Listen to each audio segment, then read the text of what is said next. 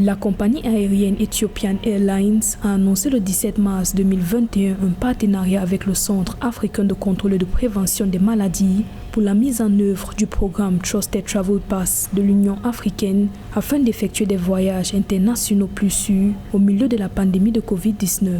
Le programme Trusted Travel Pass garantira que les exigences de voyage sont respectées et devrait valider les certificats de test et de vaccination pour faciliter les voyages. Ethiopian Airlines offre ainsi de nouvelles opportunités numériques à ses passagers afin de restaurer pleinement et en toute sécurité les voyages aériens.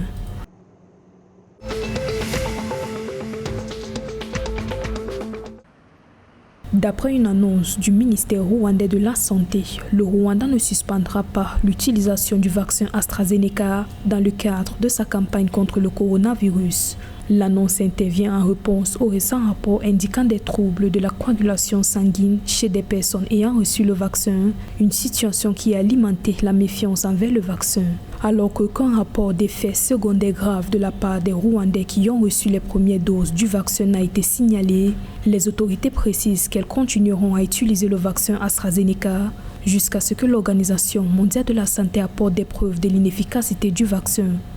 Pour rappel, le Rwanda a reçu 240 000 doses de ce vaccin controversé le 3 mars 2021 dans le cadre de l'initiative COVAX.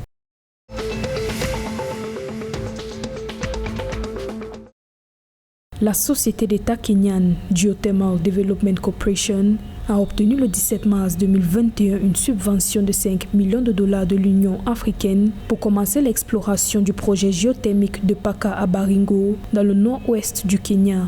Ce financement fait suite à la signature d'un accord pour la subvention du mécanisme d'atténuation des risques géothermiques avec l'Union africaine. La subvention devrait contribuer à financer le programme de forage et d'essai du Kenya, ainsi que de mise à niveau des infrastructures. Ce projet fait partie du programme de la société Geothermal Development Corporation, visant le développement de 1065 MW d'électricité à partir de sources géothermiques d'ici 2030.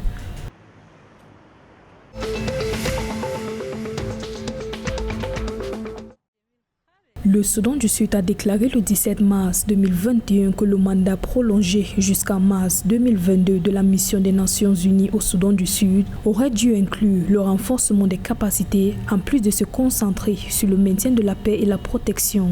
Dans le cadre de son programme de développement durable, le gouvernement sud-soudanais propose le renforcement des institutions et le développement des infrastructures comme l'une des priorités de la mission onusienne.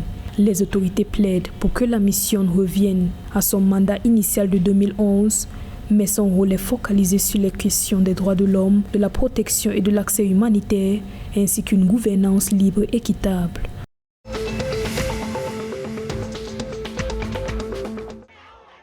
Le président tanzanien John Magufuli est décédé. L'annonce a été faite par la vice-présidente Samia Suluhu Hassan le 17 mars 2021 à travers un discours télévisé. Selon ces informations, le président Magufuli est décédé des suites d'une crise cardiaque. Il a été hospitalisé le 6 mars 2021 à l'Institut cardiaque Jakaya Kikwete et a rendu l'âme à l'hôpital d'État de Nzena à Dar es Salaam.